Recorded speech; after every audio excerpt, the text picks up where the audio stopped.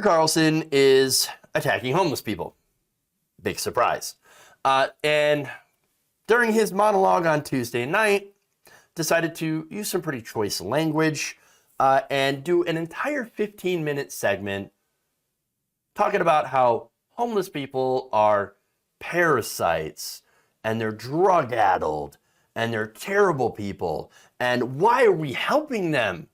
When really the solution, well, I'm going to wait before I spoil that. But first, I'm going to show you some segments here, and we're going to break down why Tucker Carlson is absolutely wrong on pretty much everything he has said. But first, here's the first video. Everywhere, at every intersection, there are beggars. It's what we used to imagine India was like, but this is not Calcutta. This is New York and San Francisco and Austin, Texas. So the question is, what happened? And the short answer is, our leaders did this. No matter what they tell you, homelessness is not an act of God. It's not the result of economic collapse in this country. America did not run out of housing. Instead, a determined group of well-funded ideologues decided to make it easier to live on the streets in this country while doing drugs. Therefore, many more people now live on the streets while doing drugs. See? Not complicated. Oh, okay. Wow, that's interesting. Not complicated. Not complicated, Tucker. Let me just add, little racist dig there. Oh, what is this, Calcutta? What is this? With those brown people? I mean, he can't help himself. All right. So now, here's the thing, substantively. You know why homeless people don't have homes? They can't afford homes. I mean, again, that's fairly simple. And of course, you can drill down into the issue of homelessness, and there's several different factors, and it gets a little bit more complicated, especially when it comes to the solution to homelessness. But the very basic thing is they can't afford homes. That's why they're homeless. In fact, according to the National Law Center on Homelessness and Poverty, insufficient income and lack of affordable housing are the leading causes of homelessness. So if you don't have money, or even if you do have money and home prices are too expensive, you become homeless. Huh, weird. Gee. Now, in fact, more stats for you. In 2012, 10.3 million renters, approximately 1 in 4, were classified as people with extremely low income. Now, in that same year, there were only 5.8 million rental units affordable to the more than 10 million people identified as extremely low income. Additionally, only 31 out of every 100 of those affordable units were actually available to them. And so now, obviously, that's an issue. There's a lot of demand for affordable housing, but again, you don't have enough people who can access and actually use that affordable housing, which means it's unaffordable. Interesting. Now, you might wonder, okay, why do they have a low income? Well, they must not have jobs, right? No, it's because the federal minimum wage hasn't increased from $7.25, while you have homes, their prices that have skyrocketed. In fact, according to a Bankrate analysis of data from the National Association of Home Builders / Wells Fargo Housing Opportunity Index, in the last decade alone, the median home price rose by roughly 30%, while incomes only went up by about 11% over the same time period. And by the way, over the last 50 years, after accounting for inflation, home prices have actually jumped about 118% since 1965, while incomes have only increased by about 15%, according to a separate report by the online brokerage firm Clever Real Estate, which was based on census data. Now, experts also say that home sale price should not exceed 2.5 times your annual salary, and that your housing should never exceed 30% of your annual income. But as I'm going to point out, that's actually really hard to do in these days. And so now Tucker Carlson, in his segment, in his monologue, goes on about, look at San Francisco, look at New York, look at the homeless people here. God, these damn homeless people everywhere doing drugs. Well, of America's 50 most populated cities, only 6 of them had a healthy price to income ratio at or below 2.6. Now, of course, it should only be about 2.5 times your annual salary, right? These are 2.6. These cities are Pittsburgh, Cleveland, Oklahoma City, St. Louis, Cincinnati, and Birmingham, Alabama. Now, at the end of the spectrum, you're not going to be surprised to find the least affordable cities were San Jose, San Francisco, San Diego, New York, and Los Angeles. The price to income ratio is as high as 9.8%. I'm sorry, just 9.8. So now, what does that show you? It shows that you can't afford a home. It's just unaffordable. Now, okay, that's buying houses. What about rentals? Now, rentals are also too expensive, and they come with a lot of requirements, of course. If you want to move in, it's first and last month's rent, security deposit, credit checks, employment, no drug policies, et cetera, et cetera, et cetera. Now, a report from the National Low Income Housing Coalition's annual Out of Reach found that in 93% of U.S. counties, a full-time minimum wage worker cannot afford a modest 2-bedroom apartment in the United States.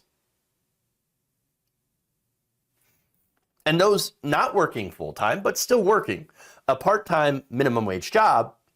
And so there are, of course, good reasons why you might not be working a full-time minimum wage job. For example, you're going to school to try to better yourself, get an education. Or you have childcare. You need childcare, you can't afford childcare, so you have to stay home with your child. And of course, if you have to do that, you can't go out and work at the same time. And with this country's inability to be able to actually provide childcare that's paid for, you're not going to be able to go. So now, Tucker Carlson, though, wants you to believe that, oh no, there's no reason for them to be homeless unless they choose to be homeless. Yes, because, living on the streets is awesome. It's amazing. And just living in the streets and in the cold, or going shelter to shelter, where you face, I don't know, robberies, rapes, things like that, getting your stuff stolen, getting beat up, and then, of course, the rules in these shelters. Well, that's so much better. To Tucker Carlson, I wonder why, Tucker, if it's so good, why aren't you homeless? Why don't you go out there and smoke a meth with the homeless people? If it's so fun and amazing and everybody wants to do it and is incentivized to do it, why aren't you doing it? Why aren't you doing it? No, nobody wants to be homeless. Come on. But now, before I go to more Tucker, right? Because there's another video here. I've got some other reasons for homelessness that have been identified as well. For women in particular, domestic violence is a leading cause of homelessness. And of course, you have unemployment, poverty, low wages in that specific order. Other causes are mental health. And yes, lack of services for people with mental health, including a lot of veterans who suffer from PTSD and other mental illnesses. And then, of course, you have substance abuse and the lack of needed services for dealing with substance abuse as well. And so now, Seattle attempted to do something about homelessness, okay? And here's what they did. They bought homes. Interesting. So now they purchased 3 apartment buildings in order to house about 165 homeless people, and they bought it at market rates. So now you think that this is a good thing, right? Well, here's what Tucker Carlson has to say about it. Stunning views of the Space Needle in Puget Sound. Do you have one of those? Well, crackheads do. More than $500,000 per apartment to house drug addicts at public expense, at market rates. So you can see why real estate developers would strongly support a program like that, and of course they strongly do. But luxury apartments are just the beginning. Seattle's most recent municipal budget allocates more than $150 million to other so-called homelessness programs just this year. Now, keep in mind, Seattle has fewer than 750,000 people living there. So that's an awful lot of money per bum. Luxury apartments. Oh, yeah. Oh, no, these are luxury apartments. And we're giving them to crackheads. Do you have a luxury apartment? Again, what you're going to see here, and if you watch the whole thing, which I had the unfortunate, task of doing, right? He sold nothing but fear. Just fear, fear, fear, and also resentment. Oh, look at how much money the crackheads are getting from the government. Oh, they're taking money from you and giving it to these druggies, these parasites. Oh my God. Look at their luxury apartments. All right, well, let me give you some details about these so-called luxury apartments in Seattle. Each of those three Capitol buildings has extra small units inside known as micro apartments or small efficiency dwellings. In fact, each small efficiency dwelling must have a minimum room size of about 150 square feet and a full kitchen or kitchenette. These are tiny studio micro apartments. Wait, that doesn't sound like luxury to me. But no, he says luxury apartments. Look at these luxurious 150 square foot per room apartments. Really? Luxury. Hey, you've got a full kitchenette. What are you talking? Luxury. You've got enough room to actually cook something on the stove. Luxury. Luxury apartments. Good Lord. Now, as noted by the Seattle Times, quote, some apartments will be reserved at or below 50% of the area's median income for an individual, and some for people at or below 30%. Rents would be subsidized and capped, leaving tenants to contribute no more than about $600 or $1,000 monthly. They're still paying for this. Yes, they're subsidized by the government. That still means that people living there have to pay rent, just not as much. Again, the median rent for the studio apartment in Seattle is about $1,500. So having almost, at most, $900 knocked off, well, it still makes it so you still have to, yes, pay rent. You're still paying, so I guess you're not going to have that much money left over for crack, as, Tucker Carlson thinks that you are, or meth, or whatever. You're still paying for it. Complete and utter lies. He wants you to believe that the city of Seattle is just giving these apartments out to bums. Oh, look at all this money. We spent so much money building these apartments for bums. That's what we're doing here. And so, that's why we need to stop, obviously. Because look at how much money we're giving them. So now, obviously, this is incredibly lazy so-called journalism. But what do you expect from Tucker Carlson? He's not there to do journalism. He's there to push a narrative. He's there to push fear-mongering. Okay? And so, again, 15 minutes full of fear-mongering about homeless people and how they're dirty and they're disgusting, how they're lazy, drug-addled parasites, and then went on to claim that policy that is aimed to reduce homelessness hasn't reduced it at all. In fact, he says this, quote, "The city's priorities could not be clearer than that. You lavish money on the least productive, most antisocial parasites in our society, and you punish Americans who work for a living." Got it? No, I don't got it. And of course, he goes through and he cites, homeless people that have murdered a couple of people or just beat them up. Random homeless people. Oh, yes. So since that happens, does that mean all homeless people are murderers or drug-addled? No. You know how many homeless people work? Nearly half of all homeless people have earnings from formal employment, according to the annual HUD homelessness report. Over 40%. So, come on. Yes, a large amount of homeless people do work. Well, then why are they homeless? Well, because they can't afford it. They can't afford to get a home. There's not enough, affordable housing for people. And Seattle took a great step to try to do that, to do something about that. And Tucker Carlson, of course, craps all over it. And so he also adds, when you pay for homelessness, you get a lot more for it. See how that works? No, I don't see how that works. I don't understand, incentivizing people to be homeless. Yes, that's what we're doing. He says that for all the money, and it's not much when you consider all the money that we give annually towards corporate welfare. He says we're getting not fewer homeless, just better funded homeless. Well, apparently not funded well enough to get homes. So now Tucker Carlson finally has a solution. You ready for this one? Here's the solution. Stop putting up with it. Say no. No, you can't smoke meth in the park. You're not allowed to crap on the sidewalk. Pull up your pants and get the hell out of here. Go somewhere with lower standards. Head for a place where politicians don't care about their people, because we do care. And that's why we're hauling your tent to a landfill and cutting off your checks today. You are a drug addict. Get a job or leave. This is our city. You are not allowed to wreck it. You didn't build it.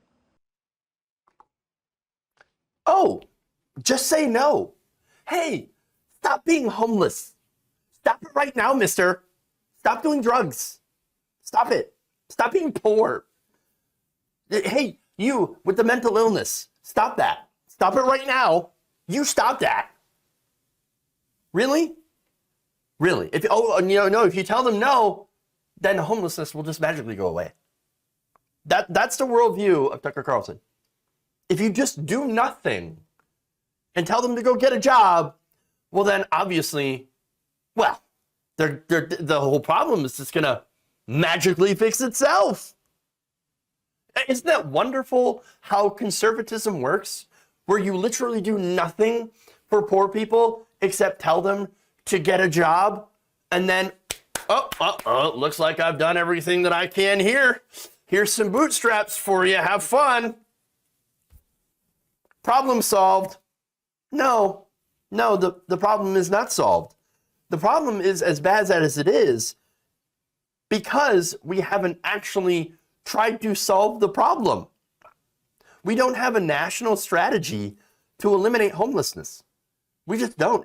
We don't have a coherent 50-state strategy. And many states don't have a strategy at all. And of course, you have got members from both parties who don't want to do anything about it. It's a NIMBY problem. Really, I don't want to see it. I don't want to hear it. I don't want to talk about it. I don't want to mention that it exists. It goes for both Democrats and Republican politicians, mostly Republicans who delight in the cruelty, but Democrats who, of course, want to ignore it because it looks bad for our re-election campaigns. And so, they just ignore it or they criminalize it. They throw people in jail, which again makes it even worse for people who are trying to get out of homelessness because now, who's going to rent you? You've got a criminal record. And you can't get a job because you've got a criminal record. Seems like you're making it very difficult for people to break out of that poverty. Very strange.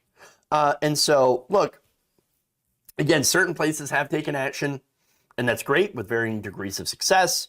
But it does matter how it's implemented and what kind of support is given and all of that. I mean, here's the thing.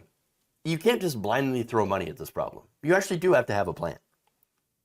I mean, if you think that just putting money towards it, that's as dumb as thinking that if you just do nothing, it'll disappear on its own. No. You do need smart policy.